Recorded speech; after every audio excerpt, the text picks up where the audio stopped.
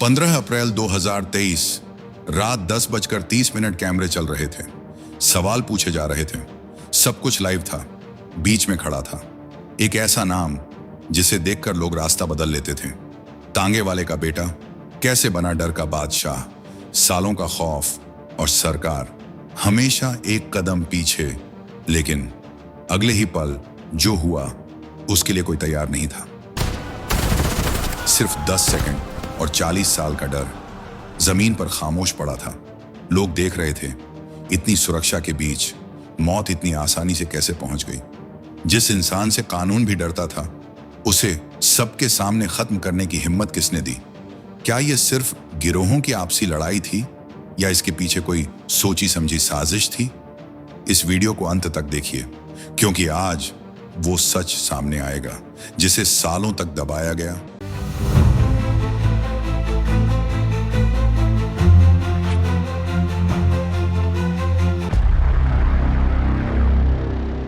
साल 1979। उत्तर प्रदेश का वही पुराना इलाहाबाद जिसे आज हम प्रयागराज के नाम से जानते हैं, और उस शहर का एक बदनाम कोना चकिया मोहल्ला। वहीं एक तांगे वाले फिरोज का घर, और उसी घर में पल रहा था एक लड़का। अतीक अहमद। गरीबी थी, तंगी थी, लेकिन उसकी आंखों में एक अजीब सी जिद थी। पढ़ाई से उसका कोई रिश्ता नहीं था, जैसे किताबों की दुनिया उसके लिए बनी ही नहीं थी। 1979, 17 साल की उम्र, 10वीं में फेल।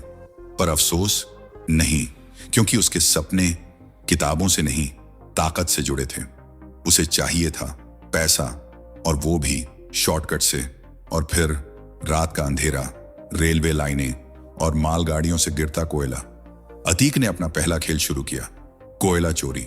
दोस्तों के साथ अंधेरे में और फिर ब्लैक में बिक्री। लेकिन यही अंधेरा एक दिन खून में बदल गया। पहली बार उसके हाथ लाल हुए। एक हत्या और उसके नाम पर दर्ज हुआ पहला मुकदमा। इलाहाबाद में उस दौर में जुर्म करना आसान नहीं था, लेकिन अतीक समझ चुका था डर ही असली ताकत है, और फिर डर उसका हथियार बन गया। रेलवे के ठेकेदार, हफ्ता वसूली, सीधा नियम, पैसा दो या जान। धीरे धीरे नाम फैलने लगा। 80 का दशक आते आते पुराना इलाहाबाद कांपने लगा। लेकिन सिर्फ अतीक से नहीं, एक और नाम था, खौफ का दूसरा चेहरा, शौक इलाही उर्फ चांद बाबा। पुलिस उसके इलाके में कदम रखने से पहले 10 बार सोचती थी। अगर उसका आदमी पकड़ा जाता तो वो पुलिस स्टेशन पर ही हमला कर देता, बमबारी, और फिर अपने आदमी को छुड़ा लेता। और अतीक शुरुआत में उसे अपना उस्ताद मानता था। वहीं से सीखा उसने जुर्म का असली खेल। 1985। अब अतीक सिर्फ एक नाम नहीं था, वो बन चुका था चांद बाबा का सबसे खतरनाक शूटर। अपहरण, रंगदारी, कत्ल, हर खेल में माहिर। और तभी उत्तर प्रदेश की राजनीति में एक बदलाव आया। 1985 में वीर बहादुर सिंह की सरकार बनी। जंगल राज बढ़ रहा था। खौफ शहर की हवा में घुल चुका था, और इसी खौफ को रोकने के लिए 1986 में उत्तर प्रदेश में पहली बार गैंगस्टर एक्ट लागू किया गया। चांद बाबा जैसे दिग्गजों के रहते हुए उत्तर प्रदेश के इतिहास का पहला गैंगस्टर एक्ट सीधे एक नाम पर लगा, अतीक अहमद। और फिर एक रात खामोश लेकिन खतरनाक पुलिस आई, दरवाजा खुला और अतीक बिना शोर के उठा लिया गया। कोई रिकॉर्ड नहीं, कोई जानकारी नहीं, बस गायब। 3 दिन पूरा शहर खामोश नहीं था, बल्कि अफवाहों से गूंज रहा था। अतीक का एनकाउंटर हो गया, लेकिन तीसरे दिन खेल पलटा। इलाहाबाद का एक रसूखदार सांसद, जिसके काफिले में उस दौर की सबसे महंगी गाड़ियां चलती थीं, दिल्ली से एक फोन गया सीधे लखनऊ सेक्रेटेरिएट, और वहां से इलाहाबाद पुलिस चीफ के केबिन तक। वो लड़का हमारा है, उसे कुछ नहीं होना चाहिए। भारी आवाज, छोटा सा आदेश, लेकिन असर तूफान जैसा। और फिर दोपहर होते होते वही लड़का अतीक अहमद इलाहाबाद की सड़कों पर सीना ताने आजाद घूम रहा था। उस दिन एक सोच उसके अंदर जड़ पकड़ चुकी थी। अगर बचना है तो भागना नहीं, बल्कि सिस्टम बनना पड़ेगा। और फिर साल 1989 प्रयागराज का इलाका राजनीति और खौफ का संगम बन चुका था। चांद बाबा म्युनिसिपल चुनाव जीत चुका था। अब उसकी नजर विधानसभा पर थी। उधर मुलायम सिंह यादव सब समझ रहे थे, खौफ भी और पॉपुलैरिटी भी। ऑफर दिया गया इलाहाबाद वेस्ट सीट, लेकिन खेल यही नहीं रुका। चांद बाबा बोला, नेताजी एक लड़का है अतीक, बहुत धार है उसमें, टिकट उसे दे दीजिए। मुलायम मुस्कुराए और जवाब सीधा नहीं था लेकिन गहरा था। चांद, अगर तुमने उसे विधानसभा भेज दिया तो कल वो तुमसे बड़ा हो जाएगा, तुम्हारा कद छोटा पड़ जाएगा। बस यहीं से रिश्ते में दरार पड़ी। फैसला हुआ चांद बाबा खुद चुनाव लड़ेगा। लेकिन जब अतीक को यह बात पता चली तो गुस्सा सिर्फ गुस्सा नहीं था, वो बगावत बन चुका था।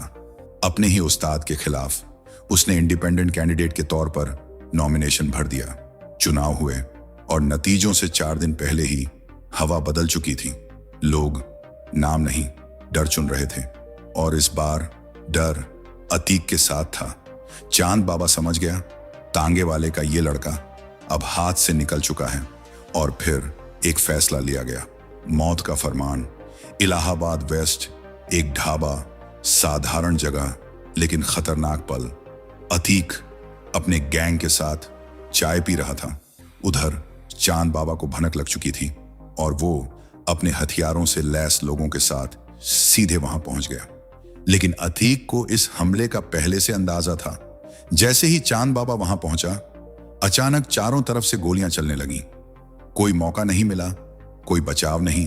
अतीक अहमद की बंदूक से निकली गोलियां सीधे चांद बाबा के सीने में जा लगी। कुछ ही पलों में वो आदमी जिसका नाम ही खौफ था, जमीन पर गिर चुका था। गुरु अपने ही चेले के हाथों मारा गया। इसके बाद अगले 1 हफ्ते में अतीक के लोगों ने चांद बाबा के पूरे गैंग को खत्म कर दिया। एक एक आदमी चुन चुन कर। अब मैदान साफ था। चुनाव के नतीजे आए और इलाहाबाद वेस्ट से अतीक अहमद जीत गया।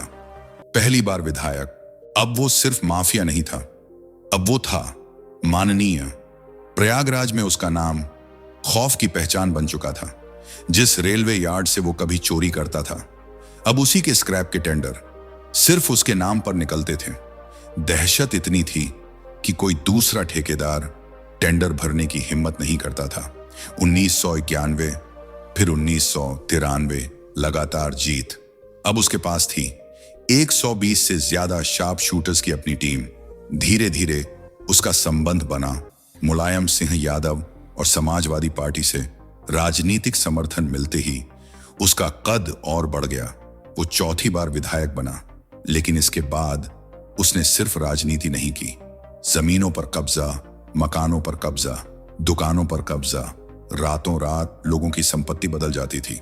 फिर आया 1995 गेस्ट हाउस कांड। उस समय यूपी में समाजवादी पार्टी और बहुजन समाज पार्टी की सरकार थी, लेकिन मायावती इस गठबंधन को तोड़ना चाहती थी। 2 जून 1995 लखनऊ का स्टेट गेस्ट हाउस मीटिंग चल रही थी। जब यह खबर फैली कि सरकार गिरने वाली है तो हालात बिगड़ गए। अतीक अहमद के नेतृत्व में भीड़ गेस्ट हाउस पहुंच गई। दरवाजे तोड़े गए, हंगामा हुआ और मायावती के साथ बदसलूकी की कोशिश की गई। अगर उस दिन पुलिस बीच में नहीं आती तो स्थिति और गंभीर हो सकती थी। इस घटना ने साफ कर दिया सत्ता और दबाव का इस्तेमाल किस हद तक किया जा रहा था। फिर 1996 सिविल लाइंस, दिन दहाड़े व्यापारी अशोक साहू की हत्या। इस वारदात में नाम आया अतीक के भाई खालिद अजीम उर्फ अशरफ का। पुलिस उसे पकड़ने निकली, लेकिन जैसे ही रिकॉर्ड खंगाले गए पूरी कहानी पलट गई। जिस वक्त अशोक साहू के सीने में गोलियां उतारी जा रही थीं, सरकारी कागज गवाही दे रहे थे अशरफ चंदौली जेल में बंद है। यानी घटना कहीं और मौजूदगी कहीं और। यहीं से शक नहीं, यकीन शुरू हुआ। खेल बहुत बड़ा है। जेल के अंदर अशरफ के नाम पर कोई और हाजिरी दे रहा था और असली आदमी बाहर खुला घूम रहा था। यह सिर्फ जुर्म नहीं था, यह सिस्टम पर कब्जा था। 2000 का दशक आते आते अतीक अहमद इलाहाबाद में एक नाम नहीं, एक ताकत बन चुका था। उसके इशारे के बिना कुछ नहीं होता था। लेकिन 2002 ने सब बदल दिया। सत्ता आई मायावती के हाथ में और इस बार रुख साफ था, सीधी कार्रवाई। एक ही दिन में 113 से ज्यादा मुकदमे और उसके पीछे लगाया गया। एक सख्त पुलिस अफसर जिसका नाम सुनकर ही लोग सावधान हो जाते थे। अब पीछा सिर्फ कागजों में नहीं, जमीन पर शुरू हो चुका था। 7 अगस्त 2002 इलाहाबाद हाईकोर्ट, पेशी का दिन, भीड़, पुलिस और बीच में अतीक। अचानक एक जोरदार धमाका, कोर्ट परिसर हिल गया, पुलिस वाले लहूलुहान, लेकिन जिसे निशाना बताया गया वो बिल्कुल सुरक्षित। और यहीं कहानी मोड़ लेने लगी। कैमरों के सामने अतीक का बयान, सरकार मुझे मरवाना चाहती है, ये सब साजिश है। सीधा आरोप पुलिस पर, लेकिन जांच भावनाओं से नहीं सबूतों से चलती है। एक नाम सामने आया, इकलाक, गिरफ्तारी हुई, पूछताछ हुई और फिर जो सच निकला उसने पूरी कहानी पलट दी। यह धमाका बाहर से नहीं अंदर से रचा गया था। मकसद दबाव बनाना और जनता की सहानुभूति लेना। जब एक पुलिस अफसर से पूछा गया क्या यह हमला उन्होंने करवाया, तो जवाब आया अगर ऐसा होता तो वो बचता नहीं। इसके बाद 2004 राजनीति का नया मोड़। मुलायम सिंह यादव ने अतीक को टिकट दिया। सीट फूलपुर, वही ऐतिहासिक सीट जहां से जवाहरलाल नेहरू देश की राजनीति की दिशा तय करते थे। अब उसी सीट पर एक ऐसा नाम था जिसके खिलाफ दर्जनों केस थे, लेकिन नतीजा चौंकाने वाला नहीं था। अतीक करीब 64,000 वोटों से जीत गया। अब वो सांसद था। दिल्ली में ताकत और इलाहाबाद में पकड़, दोनों उसके पास थे। इलाहाबाद वेस्ट सीट खाली हुई और यहीं एक और चाल चली गई। फैसला सीट भाई को दी जाएगी। अशरफ को उपचुनाव में उतारा गया। सब कुछ प्लान के मुताबिक चल रहा था, लेकिन यहीं से दरार शुरू हुई। दूसरी तरफ एक नया नाम सामने आया, राजू पाल। रिकॉर्ड साफ नहीं था, वो भी अपराध की दुनिया से जुड़ा था और वो पहले अतीक के ही साथ काम कर चुका था। लेकिन उसमें एक बात थी, वह अतीक से डरता नहीं था। जब उपचुनाव के नतीजे आए तो अतीक अहमद के पैरों तले जमीन खिसक गई। उसका भाई अशरफ अहमद बीएसपी के राजू पाल से चुनाव हार गया। यह सिर्फ एक हार नहीं थी, यह उसके गुरूर पर पड़ा एक सीधा तमाचा था। जिस इलाहाबाद में लोग उसके नाम से कांपते थे, वहीं कोई उसके ही घर को हरा दे। ये बात अतीक के अंदर कुछ तोड़ गई। उसे लगा अगर राजू पाल जिंदा रहा तो उसका खौफ धीरे धीरे खत्म हो जाएगा।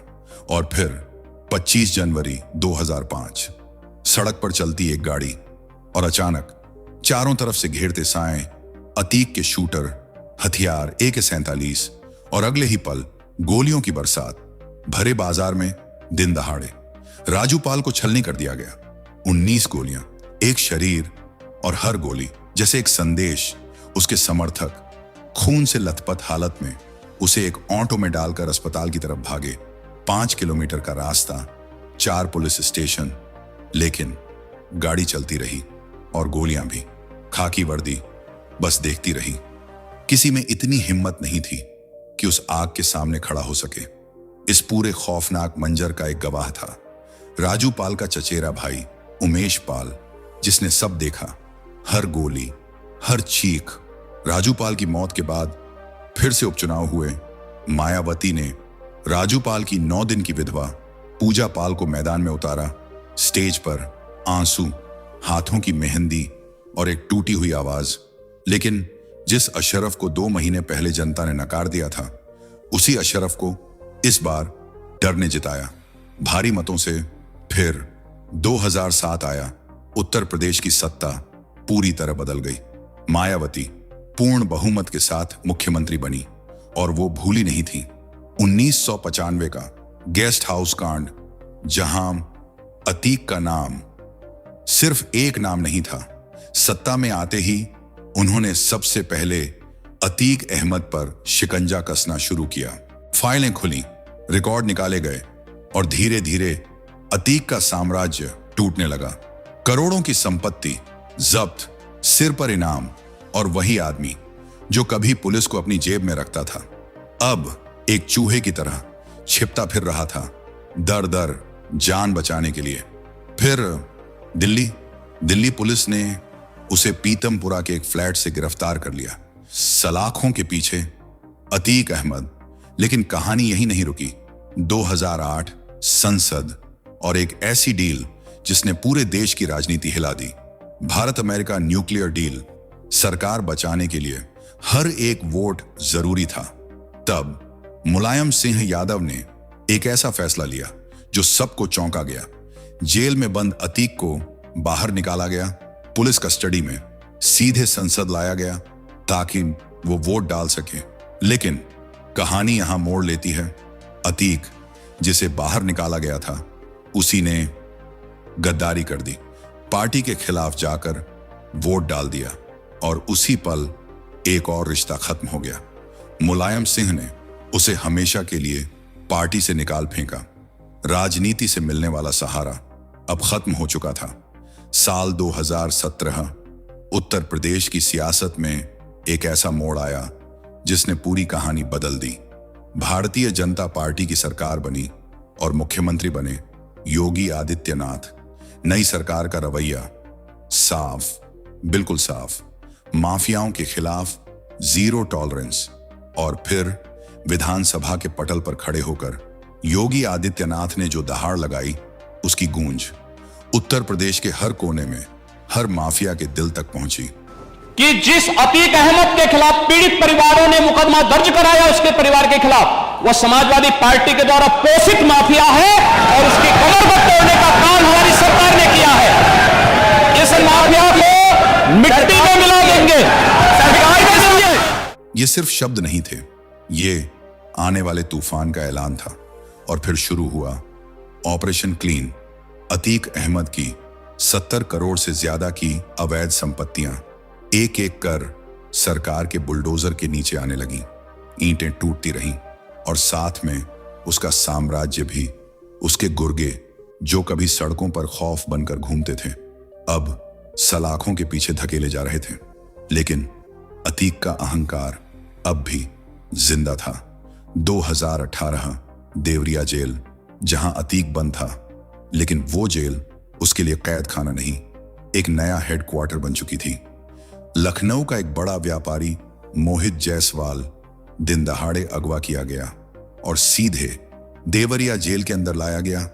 जेल के भीतर अतीक और उसके गुर्गों ने उसे बेरहमी से पीटा और हथियारों के दम पर उसकी करोड़ों की प्रॉपर्टी अपने नाम लिखवा ली।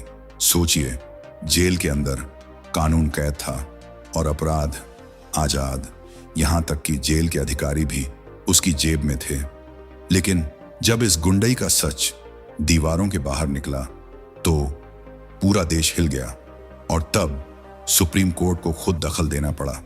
आदेश आया, उसे उत्तर प्रदेश की किसी भी जेल में रखना सुरक्षित नहीं है। 23 अप्रैल 2019 कड़े पहरे में अतीक अहमद को गुजरात की साबरमती जेल में शिफ्ट कर दिया गया।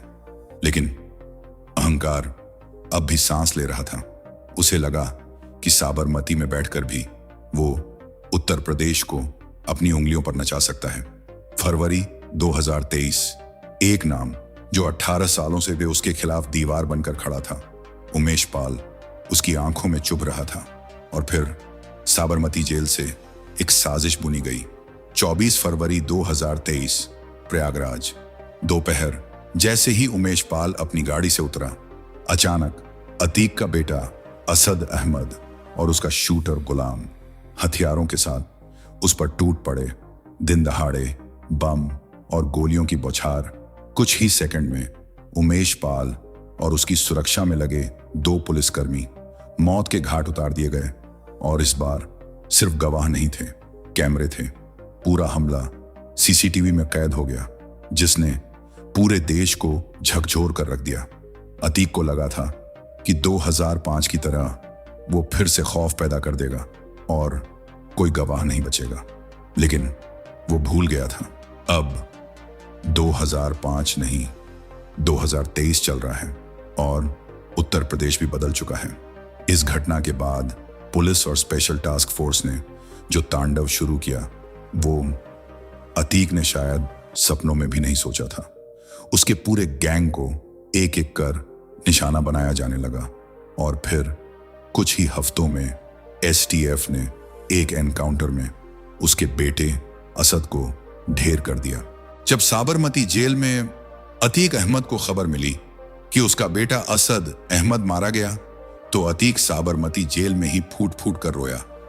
वही आदमी जो कभी अदालत में खड़ा होकर मूंछों पर ताव देता था, आज पुलिस वैन में सिर झुकाए बिखर चुका था। 28 मार्च 2023 कोर्ट का फैसला आया, उम्र कैद। पहली बार कानून ने उसे सच में छुआ था, लेकिन कहानी यहीं खत्म नहीं हुई। 15 अप्रैल 2023 की रात प्रयागराज का कॉल्विन अस्पताल अतीक अहमद और उसका भाई अशरफ अहमद मेडिकल चेकअप के लिए लाए गए। हाथों में हथकड़ी, चारों तरफ मीडिया कैमरे लाइव, हर आंख उसी पर टिकी थी। एक पत्रकार ने सवाल किया, अतीक जी, आप अपने बेटे के जनाजे में नहीं जा पाए, कुछ कहेंगे? कुछ सेकंड की खामोशी और फिर धीमी टूटी हुई आवाज, नहीं ले गए तो नहीं गए। ये उसके आखिरी शब्द थे। अगले ही पल भीड़ में हलचल हुई। 3 नौजवान, गले में प्रेस का फर्जी कार्ड, हाथ में माइक, और अचानक गोलियों की आवाज ने सब कुछ बदल दिया। सिर्फ 10 सेकंड, 18 राउंड फायरिंग, 9 गोलियां अतीक अहमद को, 4 गोलियां अशरफ अहमद को। कैमरे चालू थे, पुलिस सामने थी और देश लाइव देख रहा था। एक साम्राज्य का अंत। हैरानी की बात यह थी, हमलावर भागे नहीं, उन्होंने खुद ही हथियार डाल दिए और सरेंडर कर दिया। पूछताछ में उन्होंने कहा, हम नाम कमाना चाहते थे अतीक के गैंग को खत्म करके। लेकिन क्या यह सच था या फिर यह सिर्फ मोहरे थे किसी बड़े खेल के? क्योंकि मरने से पहले अतीक अहमद कई बड़े राज खोलने की बात कर चुका था। राज पॉलिटिशियंस के, बिल्डर्स के और सिस्टम के अंदर बैठे उन चेहरों के जो कभी सामने नहीं आते। तो क्या किसी ने उसे हमेशा के लिए चुप करा दिया? जांच में एक और खुलासा हुआ, सीमा पार कनेक्शन, आईएसआई और लश्कर ए तैयबा तक ड्रोन के जरिए हथियार, पंजाब बॉर्डर से और फिर सीधे अतीक के नेटवर्क तक। वो हथियार जो दुश्मन देश से आए, उन्हीं से भारत की इसी मिट्टी पर खून बहा। अगर आपको वीडियो पसंद आया हो तो लाइक करें, चैनल सब्सक्राइब करें, वीडियो हाइप करो और अपनी राय कमेंट में लिखें। जय हिंद।